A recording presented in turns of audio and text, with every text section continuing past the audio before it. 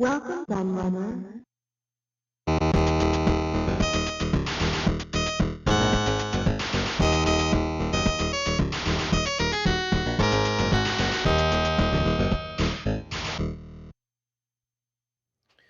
Hello everybody, Kieran the Laird here, and back with a magazine retrospective for you.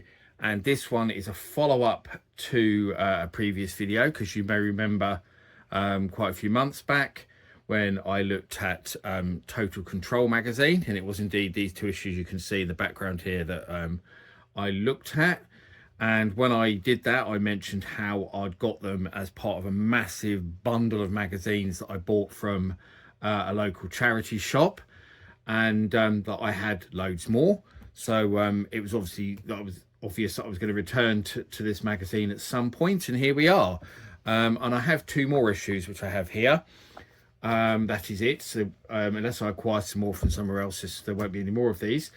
But I wasn't aware of Total Control at all. It was a completely new magazine to me. I have no memory of it whatsoever, but I did mention that at this point I wasn't really playing games very much. I was going out a lot, and I'd kind of left gaming behind for a little while.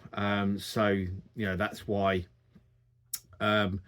I maybe don't remember it, because I just wasn't paying attention. But it seemed a lot of other people in the comments actually didn't remember the magazine either. So I can't imagine it was all that successful as a magazine. But there's issue 3 and 4, and here I have issue 5 and 8. So there's actually strange jump there. Whoever bought these obviously missed a few issues, or someone had bought the other issues before I came in or something, who knows.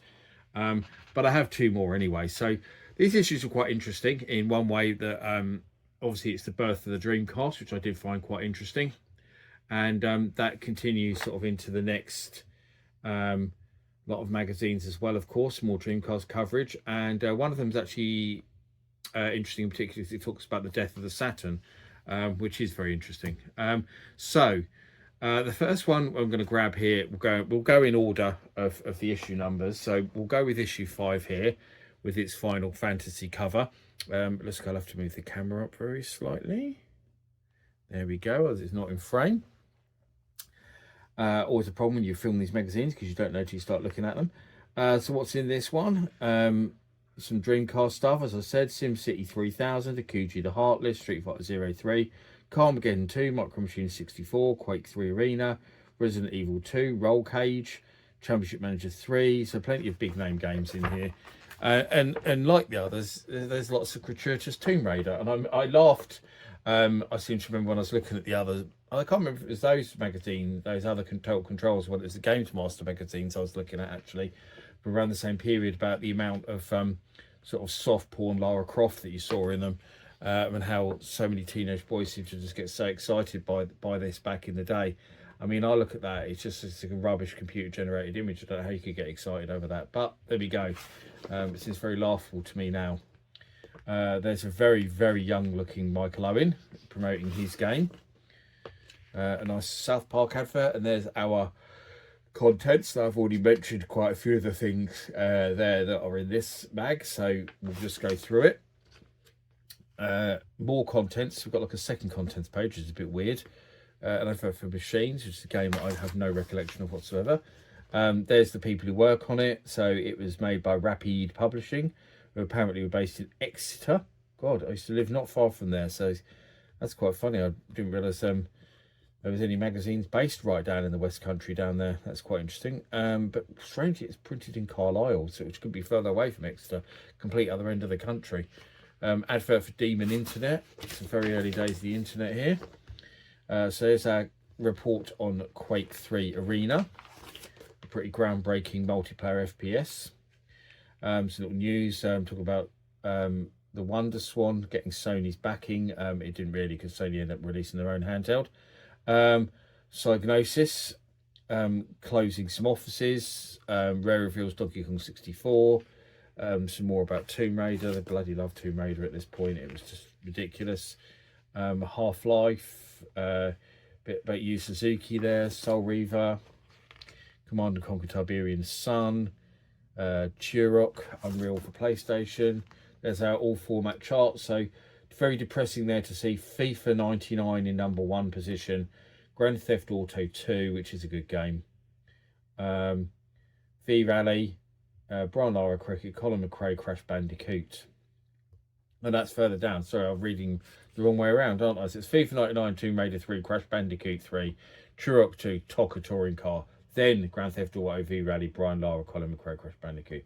And it splits it down to the top one for PC CD-ROM, Baldur's Gate and Tomb Raider 3, Half-Life, PlayStation, FIFA 99, Crash Bandicoot 3, Tomb Raider 3, N64, Turok 2, 1080 Snowboarding, V-Rally 99 are the top 3.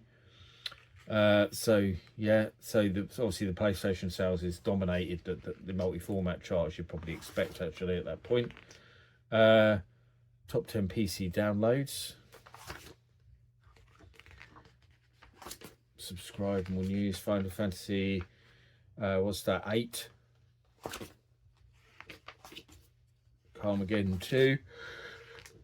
I like the Carmageddon games. I bought the remake one they did for the Xbox One, which is actually a little bit disappointing because controls in it sucked, which kind of ruined it a little bit, sadly. But I only paid £10 for it. It was on clearance in Sainsbury's supermarket, so I wasn't that annoyed after only paying a tenner for it. Not a great fan of Sega. What kind of moron are you, Alexis Nelson, via email? No disrespect, but oh, they've got lots of people moaning this issue. Then it seems. Extremist views.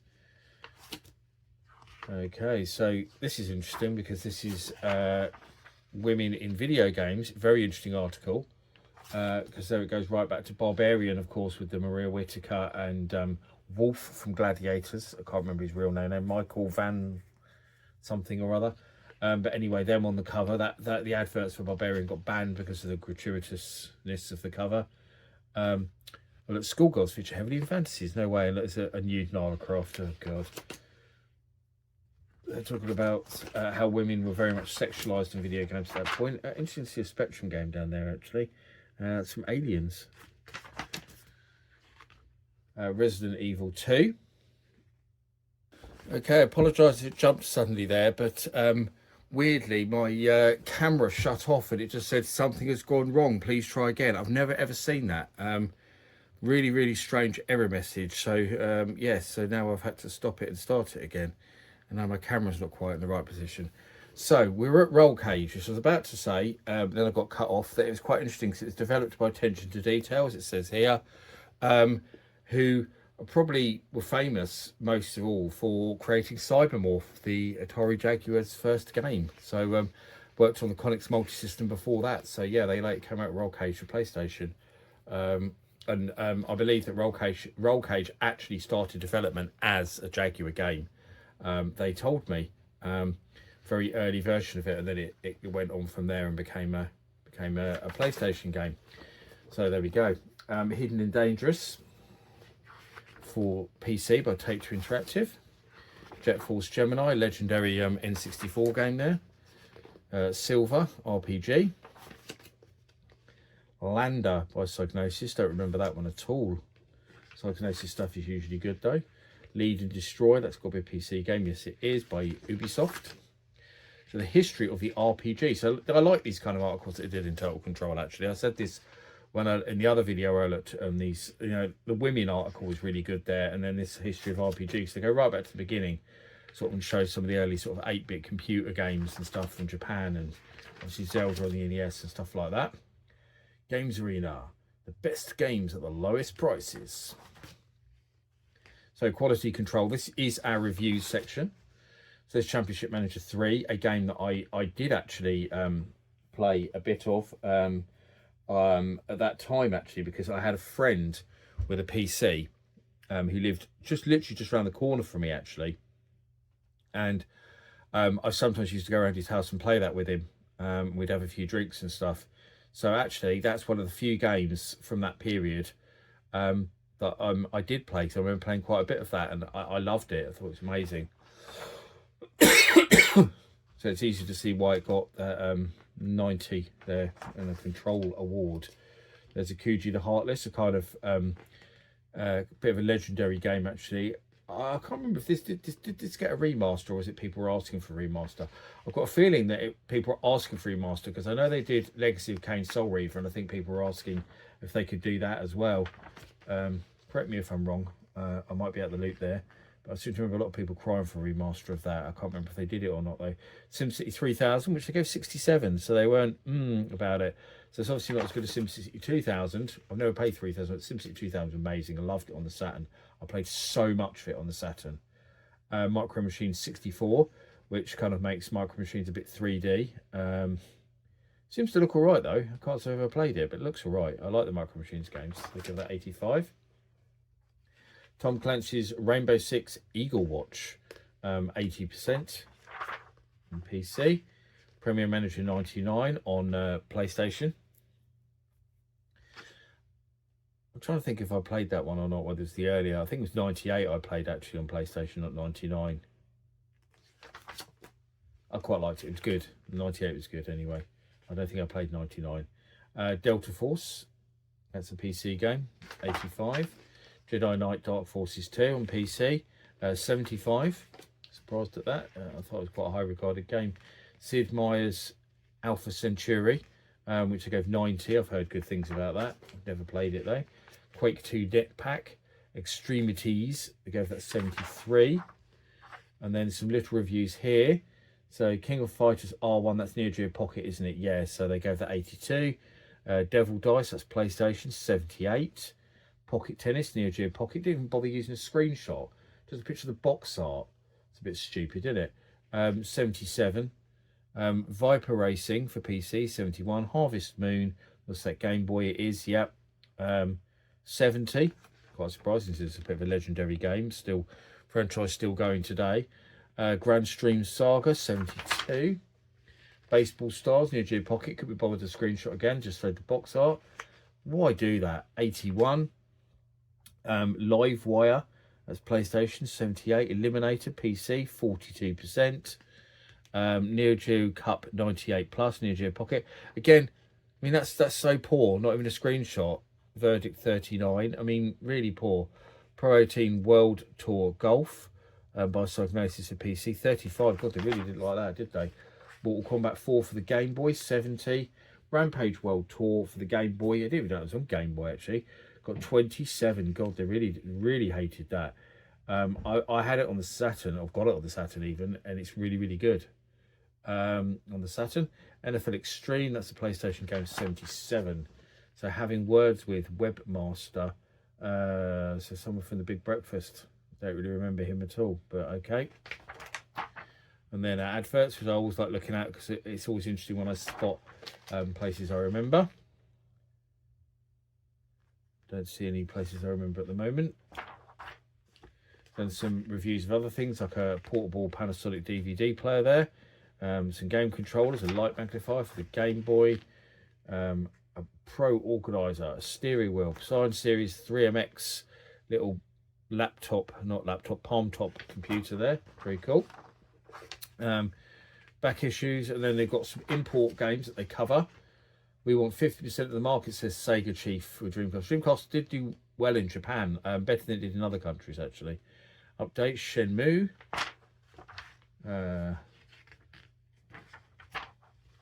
It's hip to be Square, so talking about Squaresoft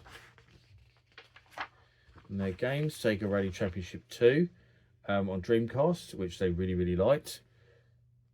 It is good. I think the original Sega Rally was better in many ways, but 2 was good as well.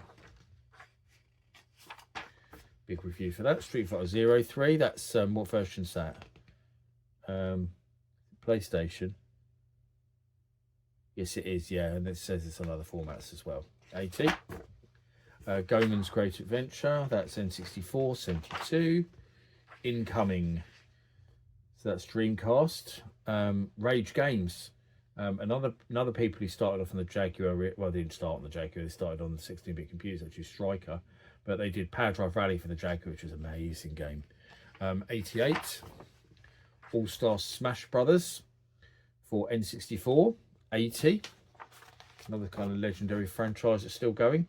Chameleon Twist there, N64 50. Virtual Pool 64 78. Snow Speeder N64 25. They hated that. To be fair, from the screenshots, it looks awful. Even with the graphics, look terrible. Nice advert for Teddy Games there, advertising that it still sell the Atari Jaguar and the Atari Lynx, and that there's new Lynx games. So that's really cool to see that there. Obviously advertising that it still sell games for 2600, 7800 and stuff like that as well. So that's really cool. Awesome. And I mentioned Worms is now in as well. Lovely. And then a weird looking controller on the back cover from Mad Catz. Mad Catz did release some very strange looking controllers, that has to be said. So next, so this one says RIP Nintendo 64 1962. So they're already predicting the end of it. The Saturn's already dead, and they're saying 95 to 97. No, the last games were 98. That's a bit unfair. Maybe 97. It should be 98. And PlayStation 1995 too. No, the PlayStation went on for bloody ages. It was getting games well into the 2000s. So wasn't the last. I'm trying to remember when the last PlayStation game was.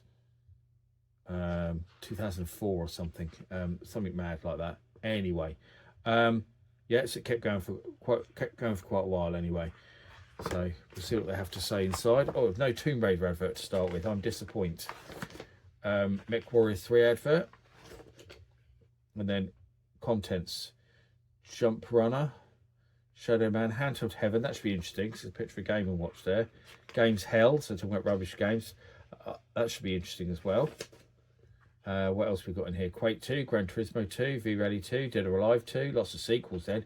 Diablo 2, Carmageddon 64. WCW vs NWO Thunder, Formula 1, Frogger, Bloody Raw 2. So yeah, some interesting stuff in here. So here's all our people who write for the magazine. Bigger section on them in this issue actually. Here's our news talking about PlayStation 2 and stuff, and Dreamcast. So update to Quake 3. I mean, that's funny because this is like 3 issues later than the other one. They're still talking about it. So Dreamcast would establish itself as the world's #1 games console. Sadly not. The rubbish disk drive thing for the N64 that never even came out anywhere except Japan because it was so crap. Almost no games for it. Amiga OS 3.5, blimey, talking about that then. That seems mad. Amiga was long dead at that point, so it's funny that they're still sort of keeping up on that kind of thing. Update Dungeon Keeper 2, Metal Gear Solid, Crazy Taxi there. Talking about Gremlin after they've just been bought by Infogrames, of course, the modern Atari. Gauntlet coming back, which is all cool to see. So what's in the charts? FIFA 99 is still bloody in the charts. It's not top anymore, it's now second. Ridge Racer Type 4 has taken its place, thank God. Championship Manager 3 there, Metal Gear Solid and Crash Bandicoot.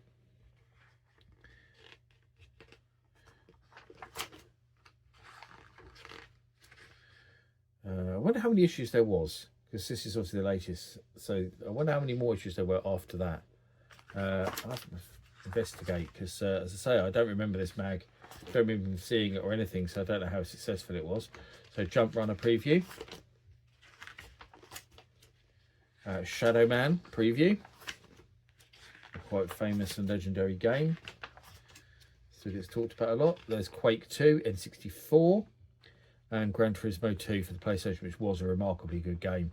I do remember playing a little bit of Gran Turismo 2 because there used to be this pub that I used to drink in, and it had this little room at the back with a pool table in it.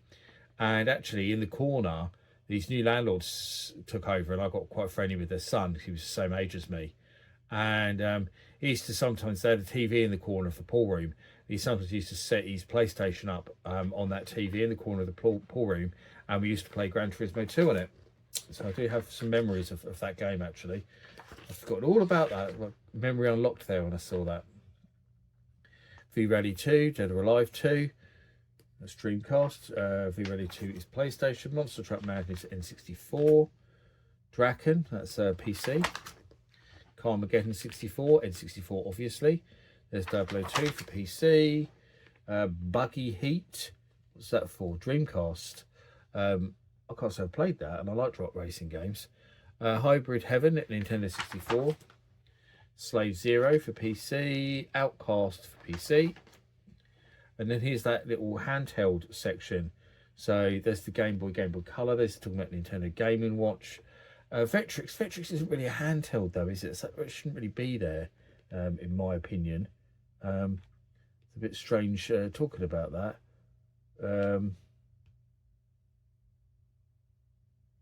If it mentions the links anyway, it's store of competitors. So there is a mention of the links there, whether there's anything else on the links. So more about the Game Boy. So there's some stuff about Atari links there as well. Actually talk about them. Dead by 94. No, it wasn't. It was not discontinued until a year after that. So they're a bit off there. Talking about it being very powerful though, and having lots of good games. So so that's interesting that they actually are praising it for being a really, really powerful machine. And they're saying actually there that it's worth picking one up if you find one at a car boot sale or something, because it's got lots of good games.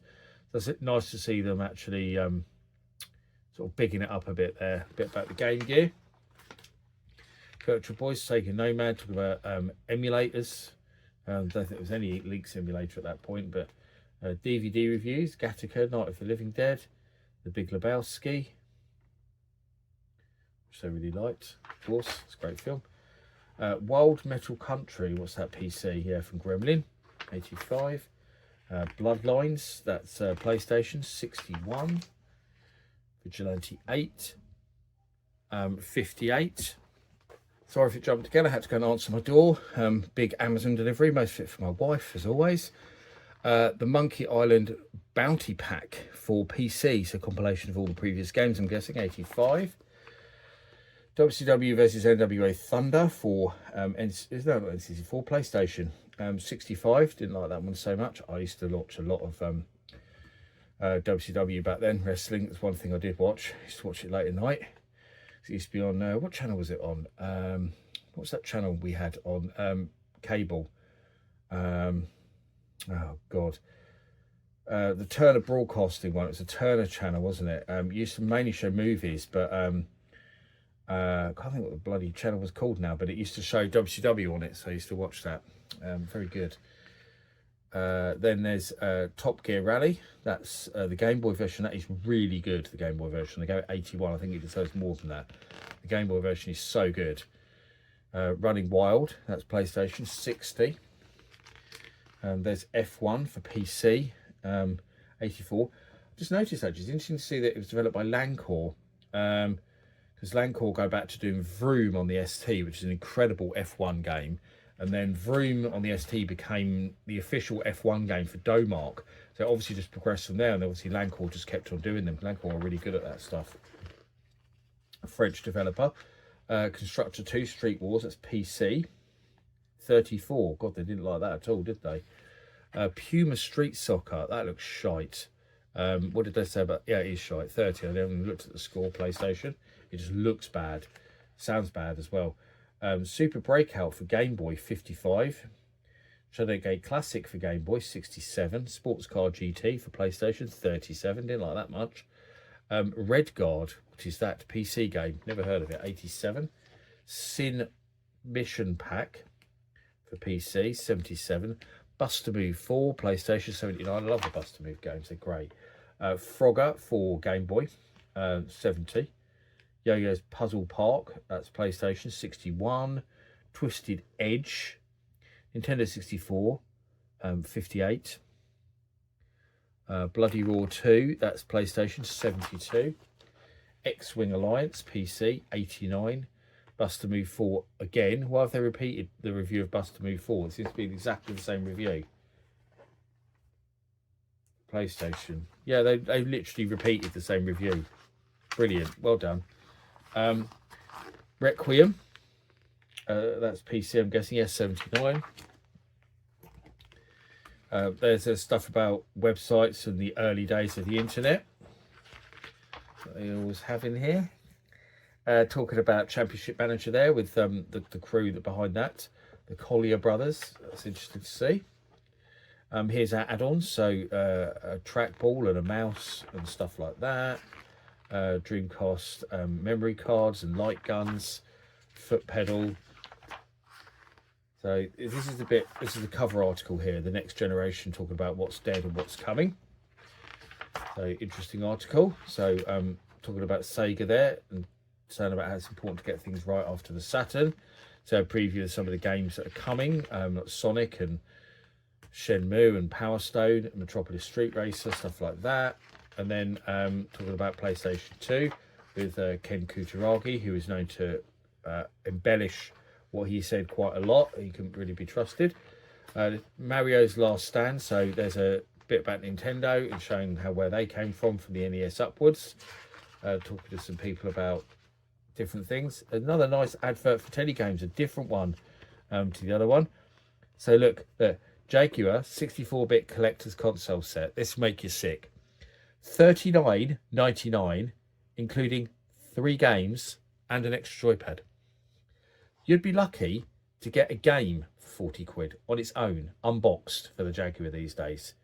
Let alone a Jaguar with 3 games and an extra joypad for 40 quid. You're literally paying like 7 or 8 quid for each thing. That's just incredible. I like the fact that you still can send your stamped addressed envelopes to get your price lists like I always used to back in the day. But yeah, it still covers everything. Links Jaguar. It actually links 60-bit console collector set, which is interesting. And considering in this issue they had the bit about handhelds, and you could buy links for 30 quid, including 2 games and a carry pouch and a mains adapter. I mean, what a deal! 2600 collector's set. Look, console, 2 super joysticks, paddle controls, main supply aerial lead, keyboard controllers, and 5 games. £27. Bloody hell! Look at those deals. I mean, oh god, if any had a time machine, go back and buy all their bloody Jaguars. My god, crazy. Cheats. Welcome to Games Hell. So talking about games that are really, really bad. By fair means of failure, that is a shite game. That's a Spectrum version there, but I've played that. That's really bad. 1943, but it's not an actual picture of 1943. They've used that same picture on the Commodore 64. Yeah, not good. Spitting Image. Not played the Commodore 64 game, but I quite like that game. Wet Le Mans. See, look, they said Wet Le Mans Commodore 64, right? Because the Commodore 64 version is terrible, but they've got the screenshot they've shown is for the Spectrum version, which is really good. So they've messed up there big time. What other ones are there that I recognise? Mortal Kombat Mythology Sub-Zero. Captain Fizz meets the Blastertrons. Atari ST. I quite liked that. Yeah, I quite liked that. So I'm surprised to see that there. FIFA 64. Tom and Jerry. Trash It on the PlayStation. I remember playing that. Actually, I remember thinking it was all right, but maybe it's not. I think it was supposed to be a Jaguar game, Richard, if I remember rightly. And then went over to the PlayStation. What else you got? Football Manager 2, but they've shown a picture of the original one on the Spectrum. So again, they've messed up there. Peter Beard's International Football. Yeah, that was a crap game. Indiana Jones: The Temple of Doom, Commodore 64. They picked on the Commodore 64 quite a lot there. I don't think that was a particularly bad version of Indiana Jones. And they've put E.T. #1. How boring, crap, and predictable. And Ghostbusters on the Master System is not the 6th worst game. That's not a very good list, is it? Road Wars, that wasn't a bad game either. Nor was Fright Night. No, yeah, their charts crap. Oh god, what a load of rubbish. Really, really terrible list. Sega in trouble again, reporting huge losses. They haven't properly got the Dreamcast out yet, had they? So a retro compilation from Namco. Smash Court Tennis for PlayStation 70. Saga Frontiers 2, PlayStation 72. These, of course, the import reviews, if you didn't work it out already. Pokemon Snap for N64 50. Didn't like that very much. Marvel vs. Capcom, Clash of the Superheroes. That's, it doesn't say what version it is. Oh, it does. Dreamcast, it's up there. Just noticed that. 80, it's a good game. Bottom of the Ninth, N64 60. Dead in the Water, PlayStation 30. Didn't like that very much. Psychic Force 2012 for the Dreamcast 37. They didn't like that. I liked that in the arcades. I can't say I played the Dreamcast version actually. Super Bowling, N64 67. Tetris 4D, Dreamcast 52. Sega Bass Fishing 59. That's of course Dreamcast as well. I'm too keen on some of the Dreamcast games this month. Legend of Legaia, PlayStation, never heard of it. 78. Blue Stinger, that's Dreamcast, I know that one. 78. I quite like that. Chocobo Racing for PlayStation, it is 48. So it's easy to find what format it is actually, because they put it really, really small there. Games Animal All New Multi-Format Solutions magazine coming soon. Don't remember that either. No recollection of that whatsoever. And then a few odd adverts at the back. Yeah, and adverts and that. So there we go. That's it for Control. I'm done with it. That's the other two issues that I had. So yeah, interesting mag. There's some interesting stuff in it. I didn't like that crap games list. That was really bad. Although the handhelds list and the other sort of big sort of retro-ish articles that they did were really good, but the bad games one was an awfully researched and put together article. Not very good at all, but generally good. And I did like that handhelds article. It was nice to see some love for the links there. Really nice. I have to get a scan of that article actually and stick it online somewhere. I think people would find it quite interesting. But yeah, I think, you know, if I'd had a Dreamcast or a PlayStation, whatever, back then I was gaming, I probably would have quite enjoyed this mag. It's got quite a nice layout. There's some quite interesting articles in it. It seems a bit more mature without being stuck up like Edge magazine was. I don't think it lasted very long. Magazines were starting to die out a bit by then. But yeah, it still seems like a good mag. But you know, if you bought this mag and you remember it and you have some thoughts to share, please do. I'm always really interested to hear what you have to say down in the comments. But I hope you enjoyed this video. Thanks for watching. As always, I've been the Laird, and I'll see you all again for another video very soon. Bye bye.